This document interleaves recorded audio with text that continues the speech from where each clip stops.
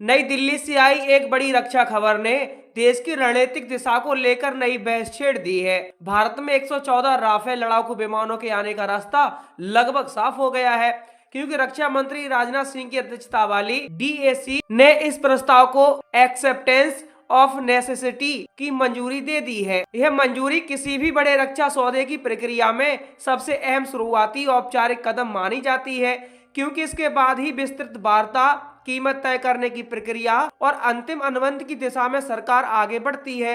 अनुमान है कि यह सौदा लगभग 3.25 लाख करोड़ रुपए का हो सकता है, जो भारतीय वायुसेना के इतिहास के सबसे बड़े लड़ाकू विमान खरीद कार्यक्रमों में से एक होगा। भारतीय वायुसेना लंबे समय से अपने घटते स्क्वाड्रन को लेकर चिंतित थी और उसकी आवश्यकता थी ताकि वह एक साथ दो मोर्चों पर युद्ध कर सके।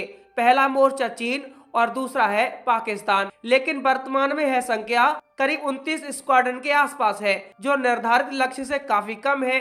मिग-21 जैसे विमान अब रिटायर हो चुके हैं और नई पीढ़ी के पर्याप्त विमानों की कमी ने यह अंतर और बढ़ा दिया है। साल 2016 में फ्रांस के साथ 36 राफेल विमानों की डील हुई थी, जिनकी डिलीवरी 2022 तक पूरी हो चुकी है और वे 2 स्क्वाड्रनों में तैनात हैं। इन विमानों ने वायुसेना की क्षमता में गुणात्मक बढ़ोतरी की, लेकिन संख्यात्मक कमी को पूरी तरह दूर नहीं कर पाए। इसी को ध्यान में रखते हुए भारत ने 114 अतिरिक्त राफेल विमानों की खरीद को वायुसेना की तत्काल जरूरत के रूप में देखा जा रहा है। राफेल एक मल्टी रोल लड़ाकू विमान है, जो हवा से हवा, हवा से जमीन और समुद्री लक्ष्यों पर एक साथ विभिन्न प्रकार के मिशन करने में सक्षम है। इसमें अत्याधुनिक AES रडार, लंबी दूरी की मिट्टी और हवा से हवा में मार करने वाली मिसाइल, स्कैल्प क्रूज मिसाइल और उन्नत इलेक्ट्रॉनिक वॉरफेयर सिस्टम लगे हैं। इसकी नेटवर्क सेंट्रिक क्षमता इसे अन्य प्लेटफॉर्म के साथ साथ रियल टाइम डेटा साझा करने की सुविधा देती है, जिससे युद्ध क्षेत्र में समन्वय बेहतर होता है। भारतीय वायुसेना के अधिकारियों ने पहले भी संकेत दिया है कि राफेल ने वास्तविक अभियानों और अभ्यासों में अपनी उपयोगिता साबित की है। ऐसे में अधिक संख्या में इन विमानों का शामिल होना वायुसेना की मारक क्षमता, प्रतिक्रिया और समय निरोधक शक्ति को कई गुना बढ़ा सकता है। प्रस्तावित डील की संरचना भी रणनीतिक रूप से महत्वपूर्ण मानी जा रही है। जानकारी के अनुसार शुरुआती कुछ विमान फ्रांस से तैयार हालात यानी फ्लाई अवे कंडीशन में आएंगे, ताकि वायुसेना को जल्द राहत मिल सके। इसके बाद बड़ी संख्या में विमानों का निर्माण भारत में किया जाएगा। यह पहल मेक इन इंडिया और रक्षा क्षेत्र में आत्मनिर्भरता के लक्ष्य के अनुरूप है। यदि उत्पादन का बड़ा हिस्सा भारत में होता है, तो इससे न केवल स्थानीय उद्योगों को बढ़ावा मिलेगा, बल्कि उच्च तकनीकी कौशल, रोजगार और सप्लाई चेन नेटवर्क का भी विस्तार होगा। पहले से ही राफेल से जुड़ी कुछ मेंटेनेंस और पार्ट्स निर्माण सुविधाएं भारत में स्थापित की जा चुकी हैं और इस नए कार्यक्रम के साथ उनका दायरा और बढ़ सकता है। इस सौदे का एक महत्वपूर्ण पहलू इसका रणनीतिक संदेश भी है। भारत की उत्तरी सीमा पर चीन के साथ तनाव और पश्चिमी सीमा पर पाकिस्तान के साथ पारंपरिक व अप्रत्यक्ष चुनौतियों के बीच हवाई शक्ति निर्णायक भूमिका निभाती है। चीन ने अपनी वायुसेना में J-20 जैसे विमान शामिल किए हैं और पाकिस्तान भी अपने लड़ाकू विमानों को आधुनिक बना रहा है। ऐसे में भारत के लिए अपनी वायु क्षमता को मजबूत करना केवल आधुनिकीकरण का मामला नहीं रह गया, बल्कि संतुलन और निरोधक क्षमता बनाए रखने का प्रश्न भी है। 114 अतिरिक्त राफेल विमानों के शामिल होने से भारत की हवाई ताकत क्षेत्रीय समीकरणों में एक मजबूत संदेश देगी। हालांकि इस डील को लेकर कुछ सवाल और बहस भी जारी है।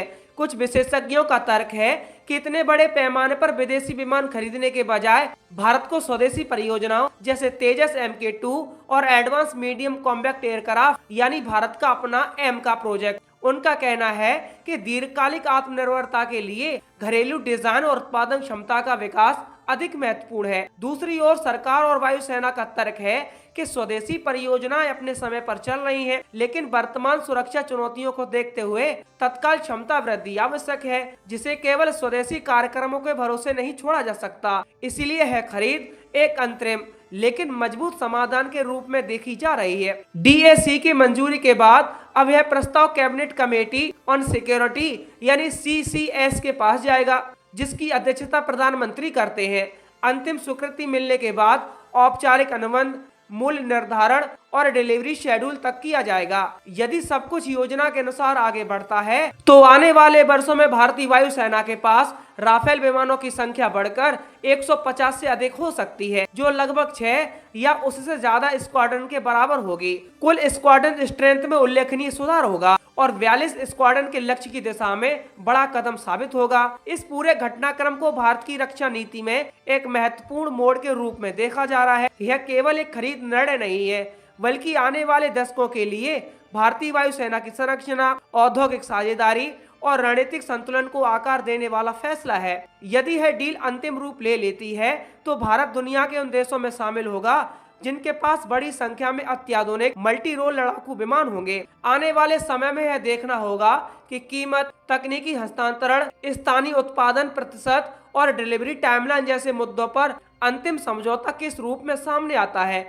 लेकिन फिलहाल इतना तय है कि 114 और राफेल विमानों की खरीद की दिशा में भारत ने एक निर्णायक कदम आगे बढ़ा दिया है, जो भारतीय वायुसेना की ताकत और आत्मविश्वास दोनों को नई ऊंचाई देने की क्षमता रखता है।